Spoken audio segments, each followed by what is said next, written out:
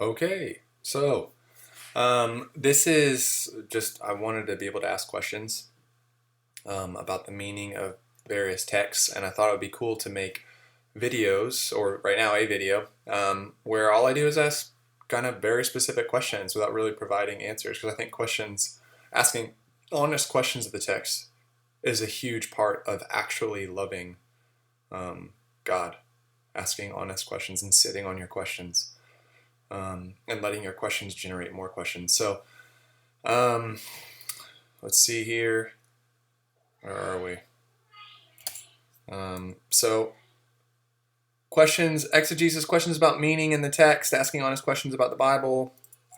Um, so, a question that I have is, what is the relationship between Psalm 8 and the Messiah?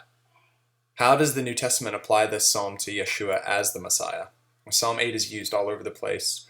But just for fun, here's a really hard passage about this question. It's from the New Testament.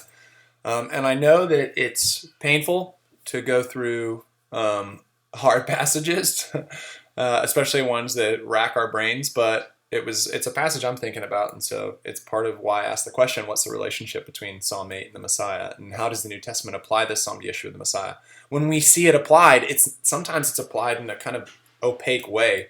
So in 1 Corinthians 15:20-28, it says, "But now Messiah has been raised from the dead, the firstfruits of those who have fallen asleep. For since through a man came death, also through a man came the resurrection of the dead. For just as in Adam all die, so also in Messiah all will be made alive, but each in his own group. Messiah the firstfruits, then those who are Messiahs that is coming, then the end, when he hands over the kingdom to the God and Father, when he has abolished all rule and all authority and power. For it is necessary for him to reign until he has put all his enemies under his feet. The last enemy to be abolished is death. For he subjected all things under his feet." Now, this is from Psalm 8. And Paul's using it like it's an argument. He says, "For he subjected all things under his feet."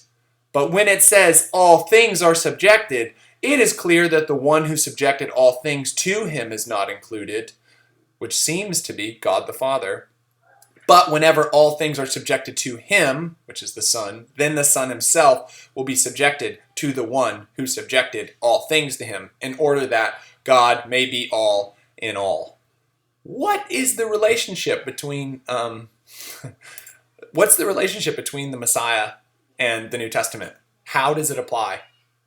Uh, it's a very, I think this is a psalm that's ripe for questions. It's alluded to in a lot of different passages in the New Testament. And I'm going to be thinking about this, so maybe you can join me in thinking about it.